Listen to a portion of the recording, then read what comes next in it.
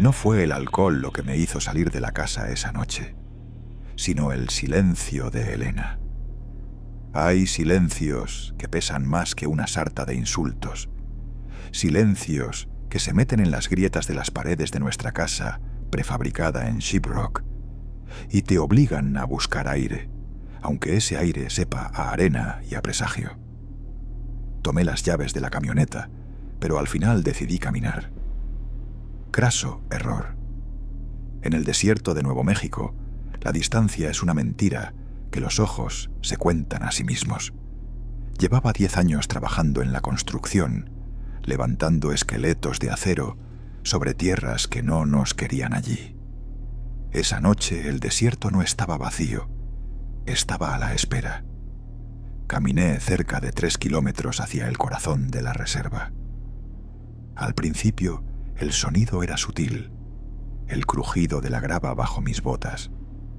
Pero luego, el viento cambió. No soplaba, silbaba a través de algo que no eran arbustos. Era un sonido seco, como si alguien estuviera golpeando 2 fémures entre sí rítmicamente. Me detuve.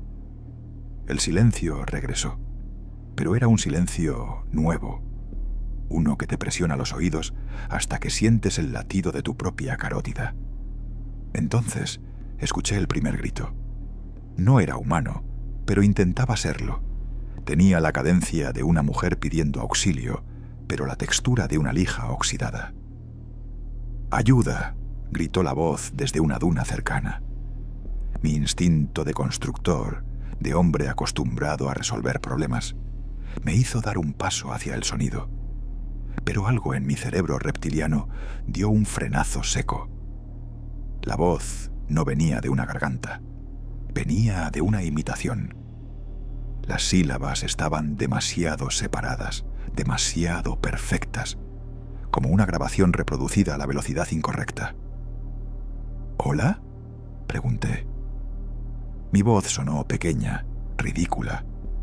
La respuesta no fue otra palabra, sino un estallido de carcajadas que se transformaron en un aullido gutural. Entonces lo vi. Al borde de mi visión periférica, una silueta se recortó contra la luna. Era alta, demasiado delgada, con extremidades que se doblaban en ángulos que desafiaban la arquitectura ósea. No corría hacia mí, se desplazaba como si estuviera siendo proyectada sobre la arena, con movimientos espasmódicos, saltándose fotogramas de la realidad. Empecé a correr. El aire frío me quemaba los pulmones.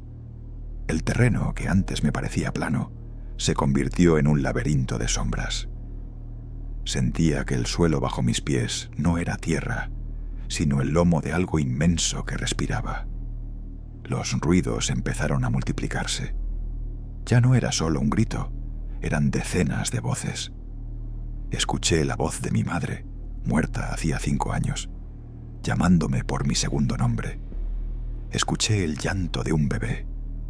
Y lo más aterrador de todo, escuché mi propia voz, la de hace 1 hora, discutiendo con Elena, repitiendo las mismas frases hirientes con una precisión digital. El terror psicológico de escucharte a ti mismo, fuera de tu cuerpo, es una forma de amputación espiritual. Mis piernas empezaron a fallar. El sudor se me congelaba en la nuca. Vi una luz a lo lejos, una mancha amarillenta en medio de la negrura absoluta. Una pequeña casa de piedra y madera, reforzada con láminas de metal corrugado en las ventanas. Corrí hacia ella, mientras sentía que algo rozaba los talones de mis botas. No eran manos, eran garras que sonaban como clics de cámara fotográfica. Llegué a la puerta y golpeé con la desesperación de un condenado.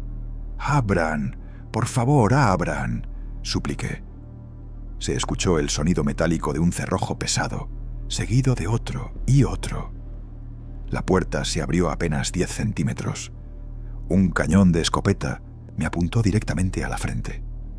Detrás, los ojos de un hombre anciano, surcados por 1000 arrugas de miedo acumulado, me estudiaron. «No hables», susurró el anciano. «Si hablas, saben quién eres por dentro». Me jaló hacia el interior con una fuerza impropia de su edad. Dentro, la casa era una fortaleza de paranoia. Había sal esparcida en los marcos de las ventanas y espejos cubiertos con telas negras. Una mujer joven y un niño estaban sentados en el centro de la habitación, rodeados de lámparas de queroseno. Ambos sostenían rifles de caza. «¿Qué son esas cosas?», logré articular, temblando en el suelo. El anciano no me miró. Estaba pegado a la puerta, escuchando. Afuera, el caos había cesado. Se instaló un silencio pesado, solo interrumpido por el sonido de algo rascando suavemente la madera de la pared exterior. Tac, tac, tac. «No tienen nombre que debas pronunciar», dijo la mujer sin quitar la vista de la ventana tapada. «Se alimentan de lo que dejas atrás cuando estás enojado. El odio es un faro para ellos. Viniste hacia aquí con el alma abierta por la pelea con tu mujer, y ellos simplemente olieron el rastro». De repente algo golpeó el techo con una fuerza brutal. La casa entera vibró. No fue un golpe de animal. Fue el sonido de un cuerpo humano cayendo desde una gran altura. Luego, el silencio de nuevo. Y entonces, la manipulación psicológica comenzó de verdad. Desde el otro lado de la puerta, la voz del anciano, su propia voz, idéntica en tono y cansancio, empezó a hablar. «Déjame entrar, hijo. Se me olvidó la llave afuera. Abre la puerta. Solo un segundo». El anciano real, el que estaba frente a mí, apretó los dientes y cerró los ojos, murmurando algo en una lengua que no entendí. El horror no era solo la amenaza física, sino la disolución de la identidad. Si esa cosa afuera podía sonar como él, pensar como él, ¿qué quedaba de la verdad? Pasamos horas en esa penumbra.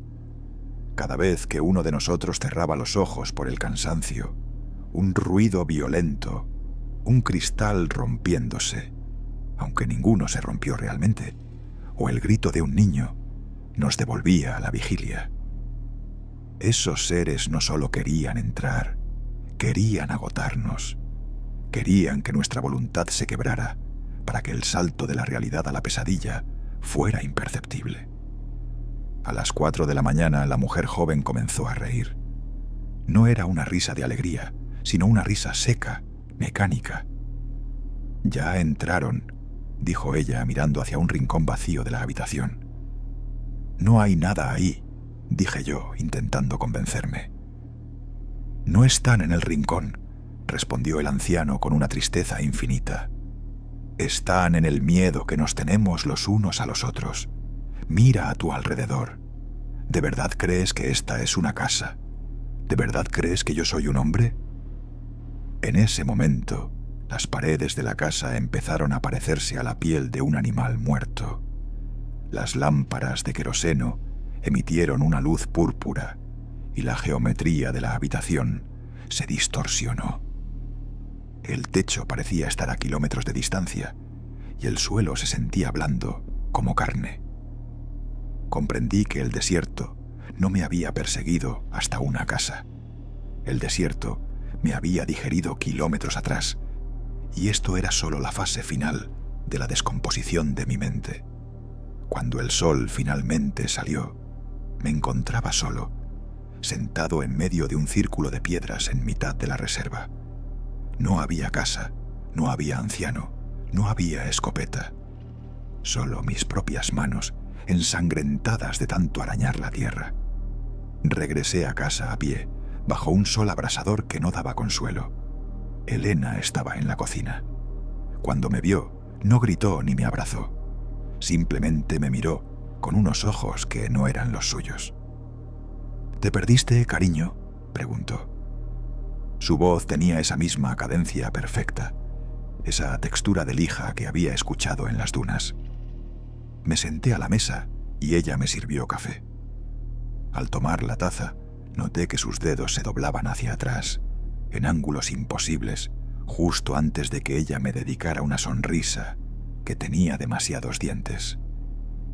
«El bosque no olvida, pero el desierto». el desierto te reemplaza.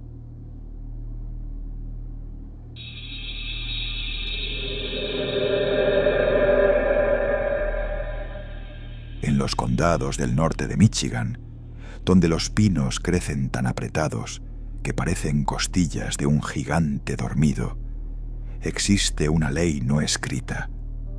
No es una ley de los hombres, ni del Departamento de Recursos Naturales. Es una ley del estómago, de esas que te revuelven las tripas cuando pones el dedo en el gatillo. Si tiene ojos de hombre, deja que siga su camino. Yo era joven, arrogante, y estaba armado con un Remington 700. Para mí, el bosque era un supermercado de trofeos. Pero ese noviembre, la nieve no caía. Se suspendía en el aire como si el tiempo mismo estuviera conteniendo el aliento. Había estado rastreando un rastro errático durante 3 días. No eran las pezuñas de un venado normal. Las huellas eran profundas, pesadas, y a veces la zancada se volvía bípeda por unos metros antes de regresar a las 4 patas. El aire olía a ozono y a flores podridas.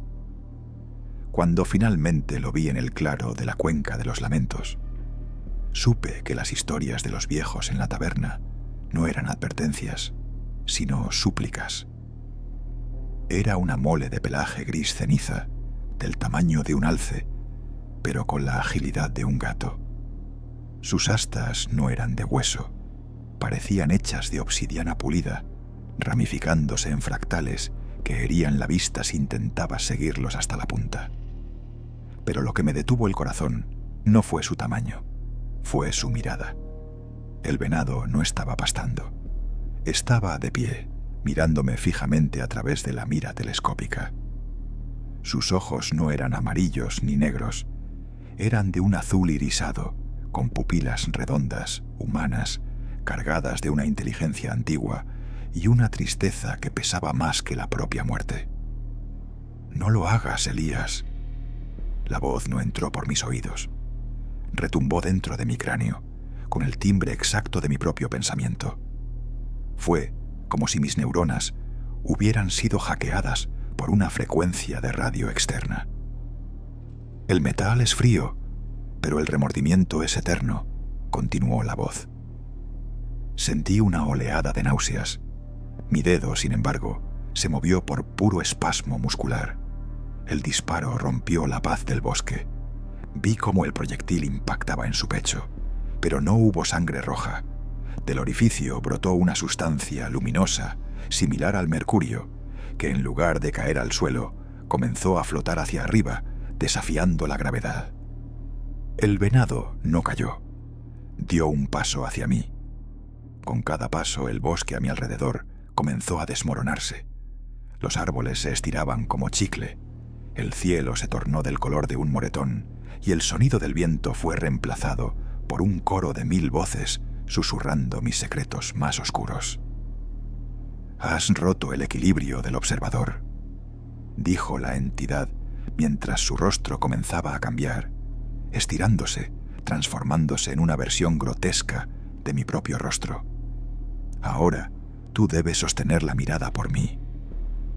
El terror psicológico fue absoluto cuando me di cuenta de que ya no podía soltar el rifle. Mis manos se habían fusionado con el metal y la madera. Mi piel comenzó a endurecerse, tornándose grisácea y áspera. Sentí un dolor insoportable en la frente. El cráneo se me partía mientras 2 protuberancias de obsidiana brotaban de mis sienes, creciendo hacia arriba en busca de la luz fría de la luna. Miré mis pies. Mis botas habían reventado, dejando paso a pezuñas hendidas que se hundían en la realidad misma. El venado, el original, comenzó a caminar sobre 2 piernas. Su cuerpo se volvió más esbelto, más humano. Recogió mi gorra de cazador del suelo y se la puso con una elegancia aterradora. «Gracias», dijo mi propia voz, saliendo ahora de la boca de la criatura. Hacía siglos que no sentía el calor de un cuerpo que respira. Me quedé allí, atrapado en esa carcasa de bestia, con la mente expandida a miles de kilómetros. De repente, podía sentir cada raíz en Michigan, cada latido de cada animal herido, cada pensamiento de odio de los hombres que se adentraban en los bosques. La telepatía no era un don, era una condena, una cacofonía interminable de sufrimiento ajeno. El nuevo yo se alejó caminando hacia la carretera, silbando una melodía que yo solía cantarle a mi hija. Intenté gritar, pero de mi garganta solo salió un bramido que sonaba a madera crujiendo. Ahora paso los inviernos en la linde de los claros, esperando. No busco comida, busco redención. A veces veo a un cazador joven, con los ojos llenos de fuego y el rifle listo. Me pongo frente a él y le hablo directamente a su mente, rogándole que no dispare, que no me libere, porque el precio de mi libertad es su propia humanidad. Pero los hombres rara vez escuchan, prefieren creer que lo que ven es solo una presa y no un espejo. He visto a muchos caer, he visto a muchos transformarse, y mientras mis astas de obsidiana siguen creciendo hacia el infinito, me pregunto cuánto tiempo pasará antes de que todo el bosque de Michigan esté poblado por hombres que alguna vez fueron cazadores, todos atrapados en ojos de venado, mirando con inteligencia humana a través de la oscuridad, esperando al siguiente tonto que se atreva a apretar el gatillo.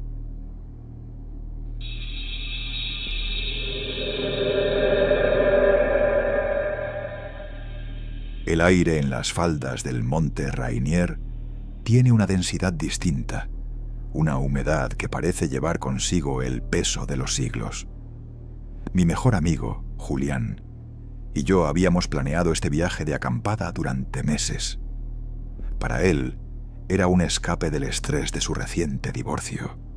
Para mí, una oportunidad de probar mi nueva cámara. No sabíamos que estábamos entrando en un ángulo muerto de la creación. Todo comenzó cerca de las 5 de la tarde, cuando encontramos el objeto. Estaba semienterrado en la base de un cedro milenario que parecía haber sido quemado por un rayo, aunque no había rastros de tormenta. Era una estatuilla de apenas 15 centímetros, tallada en un material que no era piedra ni madera. Se sentía como hueso frío y tenía la textura de la seda vieja. No representaba a un animal, sino a un ser humano con demasiadas articulaciones, encogido sobre sí mismo, sin rostro, solo una hendidura suave donde debería estar la boca. «Es una pieza de arte indígena, seguro», dijo Julián, limpiando la tierra de la figura. En cuanto sus dedos rodearon la estatuilla, el bosque se sumergió en un silencio absoluto. El canto de las aves se detuvo como si alguien hubiera cortado un cable.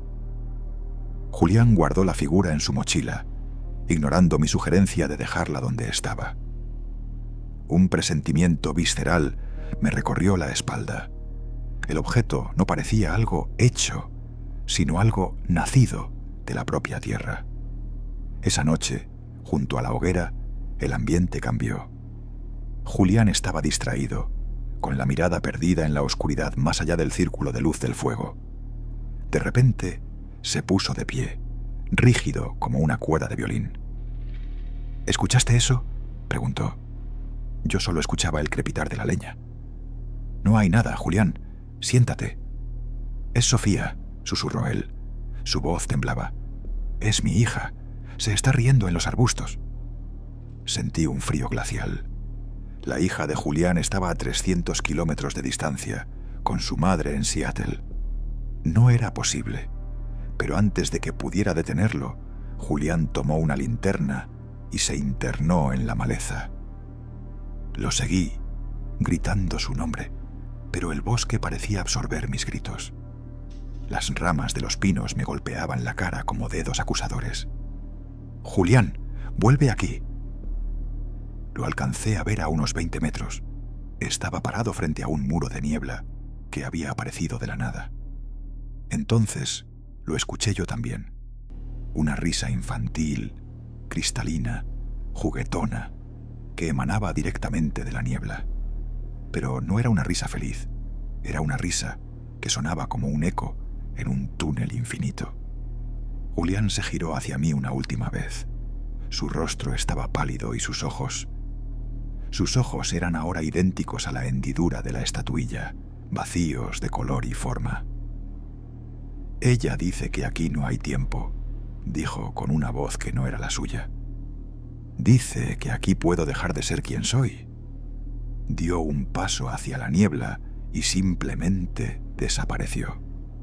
No se alejó caminando. Fue como si la realidad se lo hubiera tragado. La niebla se disipó al instante y me quedé solo en la oscuridad absoluta del Rainier. Pasé el resto de la noche gritando, buscándolo con la linterna hasta que las baterías se agotaron. Al amanecer, corrí de regreso al campamento, esperando encontrarlo allí, tal vez víctima de una broma pesada. El campamento estaba allí, pero algo estaba terriblemente mal. Solo había una tienda de campaña, la mía. Solo había una silla plegable. En el lugar donde Julián había puesto su mochila y su equipo, solo había tierra virgen, como si nadie hubiera pisado ese lugar en años. Desesperado, saqué mi teléfono para llamar a emergencias. Busqué en mi lista de contactos. La letra J estaba vacía. No había rastro de Julián. Subí a la camioneta y manejé como un loco hasta la estación de guardabosques más cercana. Entré gritando que mi amigo había desaparecido en el bosque. El oficial me miró con una mezcla de lástima y confusión. «Cálmese, señor. ¿Cómo se llama su amigo?» «Julián Torres. Estábamos acampando cerca del sendero Carbon River. Tienen que enviar a alguien».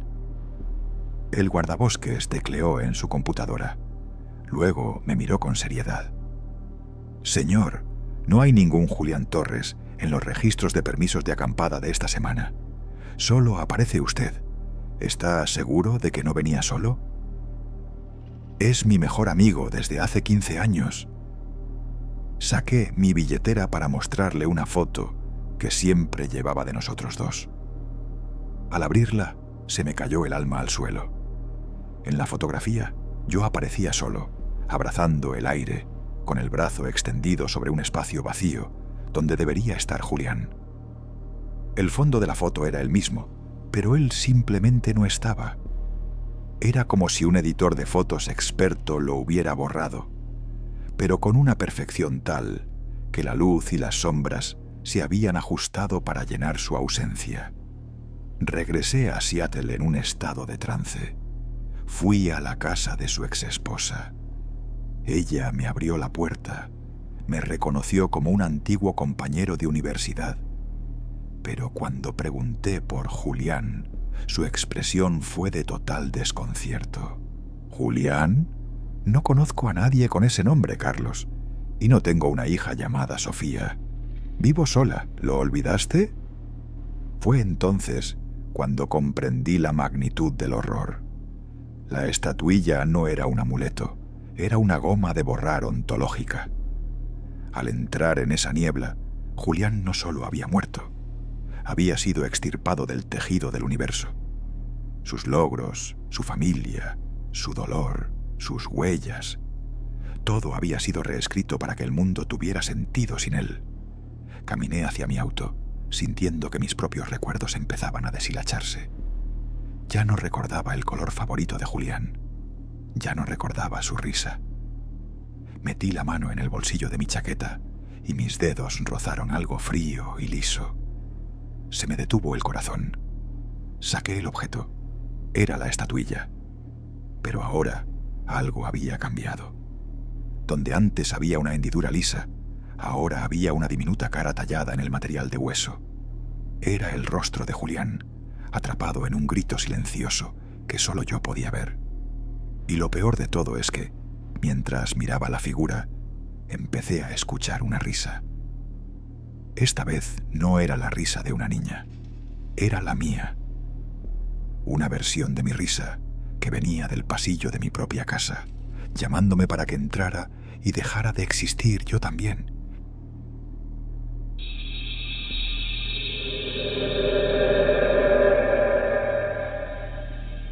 Septiembre de 1989. El aire en el valle de Yosemite era inusualmente pesado, como si el oxígeno hubiera sido reemplazado por algo más denso y antiguo. Mi esposo, David, y yo habíamos decidido celebrar nuestra luna de miel bajo las estrellas, lejos del ruido de San Francisco. Pero Yosemite tiene una forma de silenciar el mundo que no es pacífica. Es una sordera impuesta por las paredes de granito que te observan desde arriba. Llevábamos 3 días acampando cerca de un claro que no figuraba en nuestros mapas habituales. El crepúsculo de esa noche fue extraño. El sol no se puso, simplemente se desvaneció tras una neblina de color sepia que olía a flores secas y a ozono. «Mira allá», susurró David, señalando hacia el linde del bosque. A unos 50 metros, entre los troncos de las secuoyas, vi movimiento. Al principio pensé que eran otros campistas, pero la forma en que se movían desafiaba la lógica. Eran figuras humanas, o algo que intentaba imitarlas con una precisión perturbadora. Estaban vestidas de gala, hombres con smokines de corte antiguo y mujeres con vestidos de seda que brillaban con una luz mortecina como si estuvieran hechos de fósforo. Pero sus movimientos eran incorrectos. No caminaban, se deslizaban con una cadencia espasmódica, como si la realidad estuviera perdiendo fotogramas. Sus articulaciones parecían doblarse hacia atrás y sus cuellos giraban en ángulos que habrían roto cualquier columna vertebral humana. Estaban bailando un vals sin música, en un silencio tan profundo que podías oír el roce de sus ropas contra el aire. «Están celebrando», dijo David, su voz cargada de un trance hipnótico. De repente, de entre el grupo de bailarines grotescos, emergió una figura que me heló la sangre. Era una mujer vestida de novia. Su velo era tan largo que parecía fundirse con la niebla del suelo. Estaba de espaldas a nosotros, perfectamente inmóvil, destacando como una mancha de blanco absoluto contra el verde oscuro del bosque. Sentí una urgencia irracional de acercarme, una atracción gravitacional que me decía que esa novia era alguien que yo conocía, o alguien que yo llegaría a ser. David, con la linterna Maglite en la mano, dio un paso adelante. «Espera», le supliqué, pero él ya había encendido el potente haz de luz. Lo que sucedió a continuación fue un asalto a la cordura. En cuanto la luz tocó a los bailarines de gala, estos no huyeron. Simplemente dejaron de existir como personas.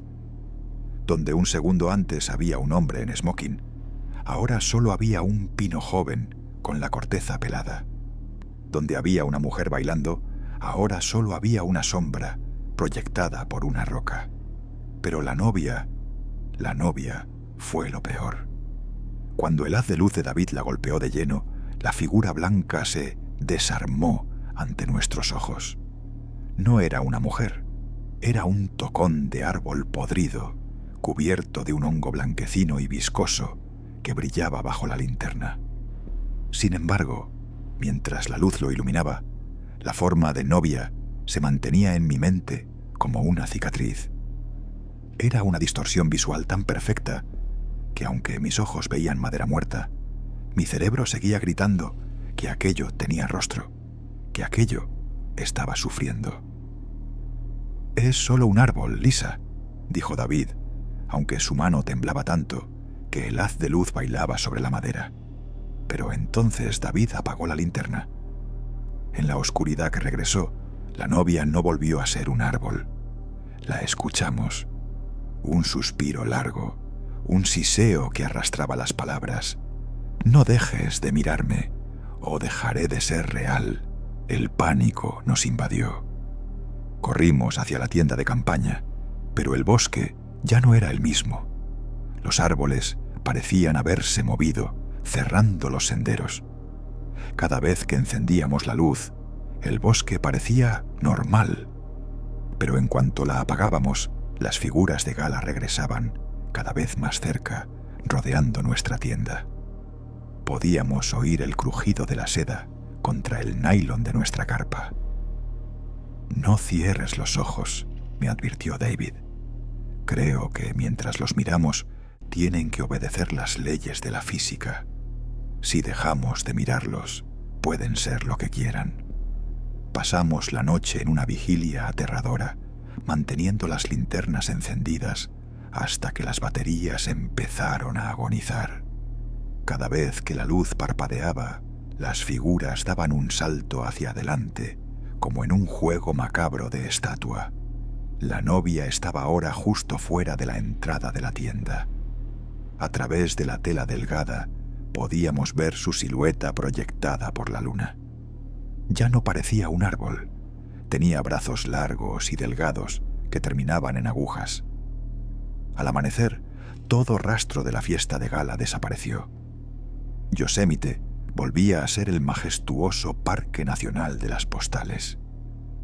Pero cuando regresamos al auto, encontramos algo en el asiento trasero que no estaba allí antes.